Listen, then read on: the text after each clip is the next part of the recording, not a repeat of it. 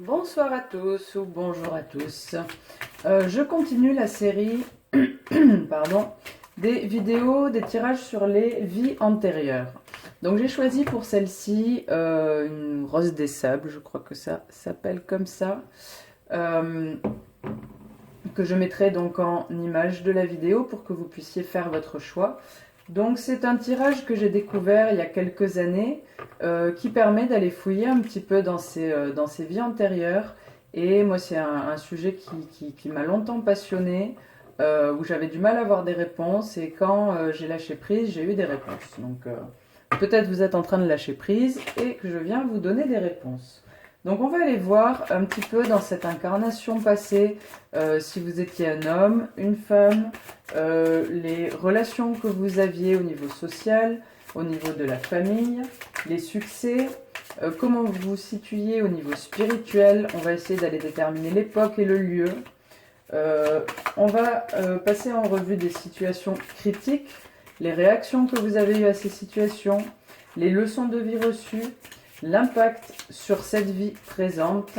Et dans un deuxième temps, nous irons voir comment rendre hommage à cette incarnation passée, comment utiliser les acquis et avoir un petit aperçu de vos ou votre mission de vie actuelle. Alors, pour la rose des sables. C'est peut-être près de l'eau, hein. Peut-être que la mer ça vous parle, peut-être que vous étiez navigateur, une navigatrice, peut-être que vous étiez un poisson. Bon, je me centre, j'arrête de dire des conneries. Hop, ah, je t'ai rattrapé. Allez.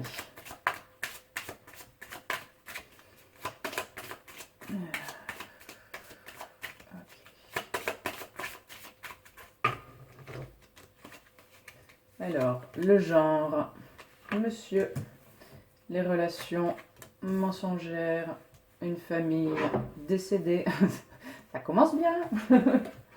Succès, l'ermite, spirituel, la tempérance, et bien encore, tiens, c'est la deuxième fois qu'elle sort.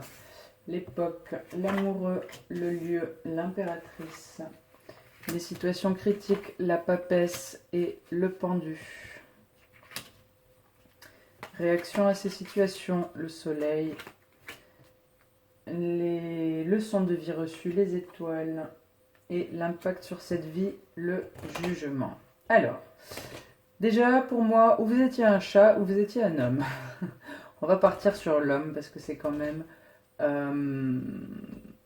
Enfin, vous étiez peut-être très certainement un chat dans une vie, mais là on part quand même du principe que nous parlons de vie humaine.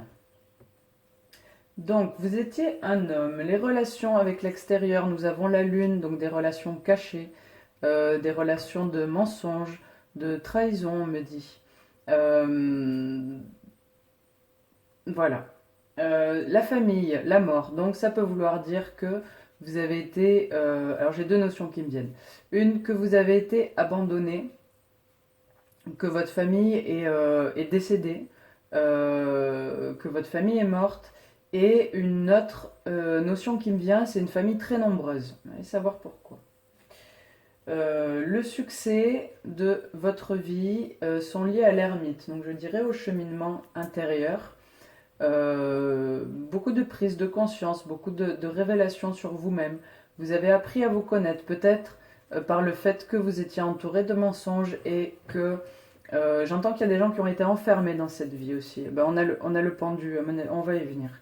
Euh, donc voilà, beaucoup de relations seules avec vous-même et finalement ça a été quand même un brillant succès. Au niveau de la spiritualité, j'ai la tempérance. Donc dans le premier, je l'avais assimilé à de la non-croyance. Là, ça me semble différent. J'ai l'impression que si il y avait des croyances, il y avait une foi, une religion. Je ne sais pas quelle est la religion qui peut être liée à l'eau ou la foi, quoi. Aux anges peut-être. Mais là, en tout cas, il y avait une spiritualité. On va peut-être rentrer dans le détail un petit peu plus tard. Alors, au niveau de l'époque, nous avons l'amoureux, donc le 6. Ça peut être le 6e siècle, ça peut être l'an 6, ça peut être l'an 600, ça peut être l'an 6000, je déconne, et encore que je pense que c'est probable d'avoir une vie antérieure dans le futur, mais ça c'est vraiment un avis perso, on va rester sur le passé pour l'instant. Donc on est sur le 6, ça peut être aussi bien avant ou après Jésus-Christ, hein, vous voyez vraiment ce qui vous parle, le 6e siècle. Je ne sais pas trop ce qui se passait au 6e siècle, le 16e aussi pour certains, on me dit. Il y a le 3 aussi qui ressort, donc 300, 3e siècle, 1300. Voilà, c'est très difficile à, je vais le dire dans toutes les vidéos, hein, c'est très difficile à déterminer l'époque.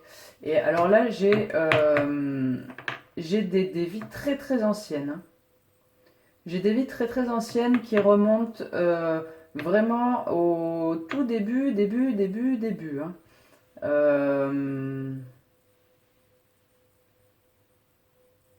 J'ai le jardin de comment ça s'appelle là, Adam et Ève qui me vient. Donc j'ai vraiment des vies très très anciennes ici. Hein. Ouh oui. Ça parlera peut-être pas à tout le monde, c'est possible que vous ayez eu les deux aussi, hein, mais là il y a des vies qui sont assez vieilles. Hein. Il y a des vieilles âmes avec nous ce soir ou ce matin. Au niveau du lieu, j'ai l'impératrice. Alors qu'est-ce qu'elle me dit l'impératrice? J'ai de l'eau, donc l'Océanie, une île, j'ai une notion, oh ouais, et j'ai l'Atlantide qui me vient là. Alors au niveau du lieu, je sais franchement pas où est l'Atlantide, je sais même pas si on le sait maintenant, il me semble qu'il y a eu des découvertes par rapport à ça. L'eau est assez présente quand même avec la tempérance aussi, avec les étoiles ici. On a la rose des sables ici. Voyez ce qui résonne pour vous. Mais il y a des âmes très très vieilles avec nous là. Pour les autres. Du coup, j'étais partie sur l'Océanie, les îles. J'ai le chiffre 3. À quoi ça peut nous parler 3? 3 c'est en Grèce, non? Pas envie de dire de conneries, je suis tellement mauvaise en géographie. Voilà, mais en tout cas, c'est des pays où les gens ont la peau blanche. Ça me paraît évident. Germanique aussi, pays germanique, on me dit. Russie. Ok.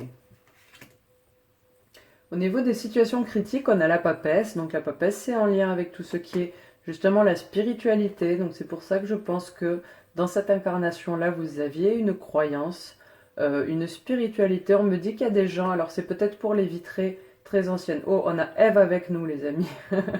Ève, si tu te reconnais. Non, pardon. En plus, on a l'arbre, là, l'arbre du péché. Oh, c'est la classe, hein. Je suis vraiment fière de faire cette guidance avec toi, Ève. Ah non, c'est Adam, c'est un monsieur. Allez, je reprends un petit peu mon sérieux, bien que tout est possible.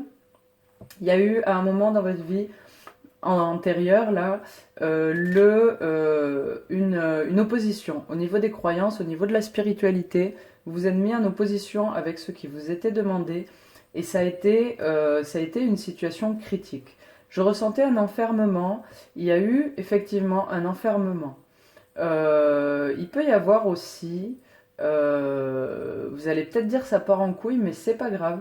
Il peut y avoir aussi parmi nous des anges déchus, parce que j'ai 3 anges ici.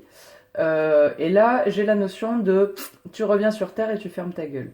Voilà, donc il y a eu, en étant un peu plus réaliste, si on peut dire, parce que je suis quand même en train d'explorer vos vies antérieures avec des cartes sur le bureau de mon papy, donc en restant autant réaliste que possible.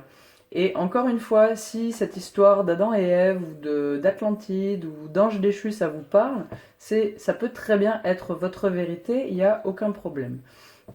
Donc j'ai pour certains autres, oh, il y a le serpent en plus les mecs.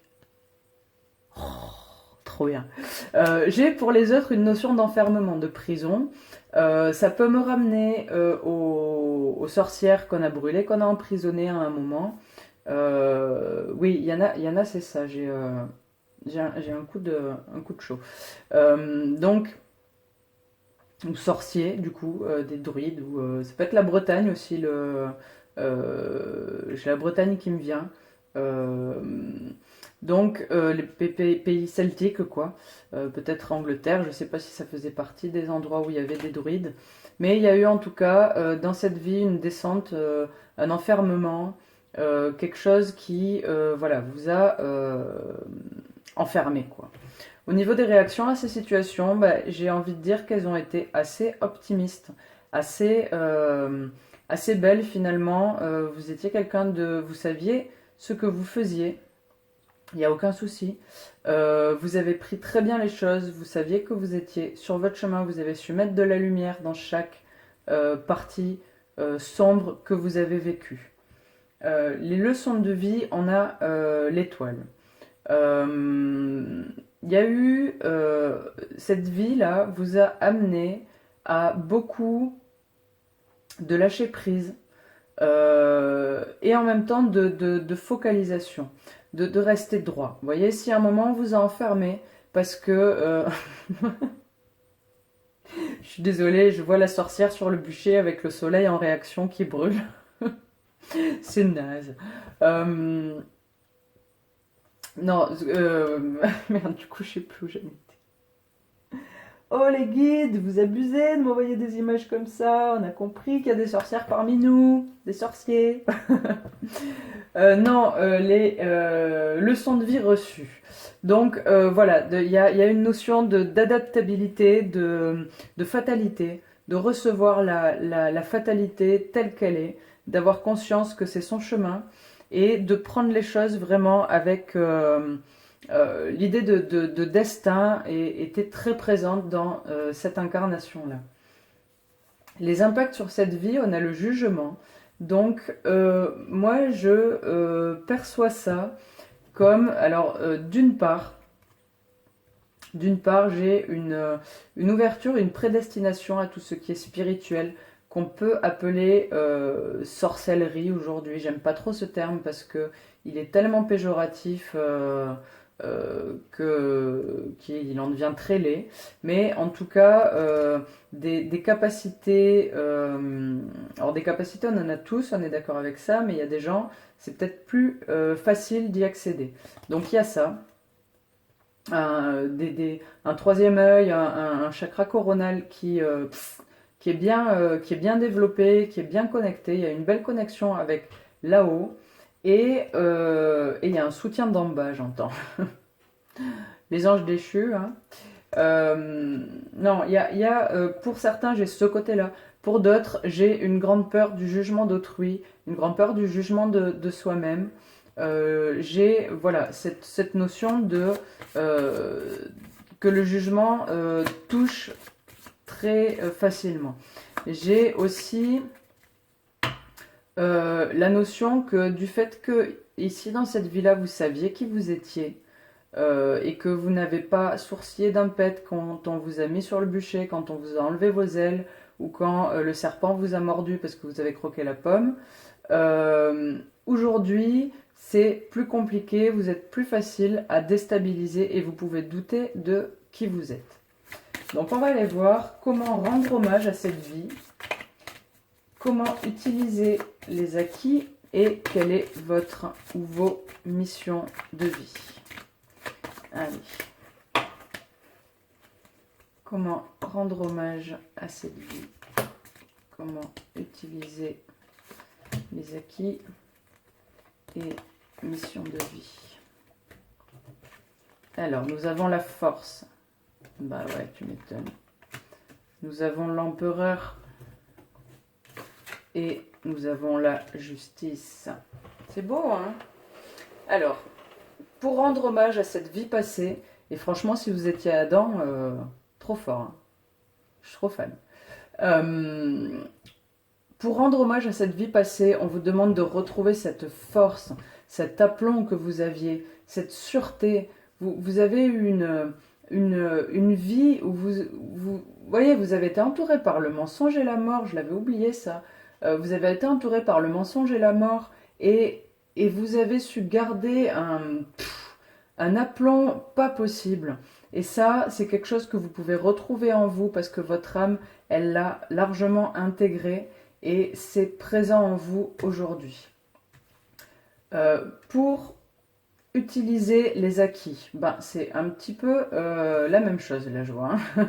On a l'empereur, donc je dirais qu'il ne faut pas avoir peur de se positionner, vous voyez. Il ne faut pas avoir peur de rester juste dans qui vous êtes. D'ailleurs, c'est peut-être une de vos missions de vie. C'est peut-être une de vos missions de vie. Vous êtes peut-être en chemin de vie numéro 1 ou... Moi, j'ai surtout le 1 qui me vient. Alors, je m'intéresse pas mal au chemin de vie. Je suis pas non plus super calée dessus. Je connais surtout le mien et celui de mes proches.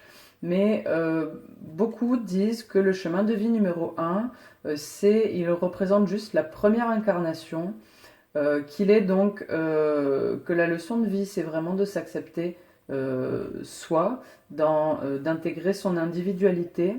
Moi, je ne suis pas forcément d'accord avec le fait que c'est forcément la première vie et qu'on ne la vit forcément qu'une fois. Je pense qu'il y a... qu'on peut très bien vivre en chemin de vie numéro 1 plus tard, parce qu'il y a besoin d'un réajustement sur soi-même, vous voyez, de réaccepter notre unité, notre intégrité, notre individualité. Voilà, moi ma vérité, elle me dit qu'il est complètement possible de vivre plusieurs fois dans un chemin de vie numéro 1 tant que ce n'est pas intégré. Donc peut-être vous êtes dans ce cas-là. Peut-être, dans tous les cas, une de vos missions de vie, c'est vraiment d'équilibrer et il y a quelque chose au niveau du jugement aussi, de tempérer un petit peu ce jugement, de tempérer les choses. Tout n'est pas blanc, tout n'est pas noir, ok. Il y a un côté tranché aussi, donc ouais, ça me rapporte un petit peu à ça, que vous êtes quand même là pour vous positionner. J'ai vraiment le chemin de vie numéro 1 en tête. Je vous mettrai dans la description comment calculer son chemin de vie pour ceux qui ne le savent pas. Parce que je ne vais pas tout expliquer là tout de suite, mais c'est pas bien compliqué. Et c'est vraiment super intéressant. Donc voilà, il y a cette idée de rigueur, d'aplomb, de sûr de soi et d'accepter son individualité, sa force intérieure et tout ce qu'on a pu vivre dans les vies passées comme dans celle-là. Voilà les amis, j'espère que ces petits tirages vous plaisent et moi je trouve ça super sympa. Salut Adam, à bientôt!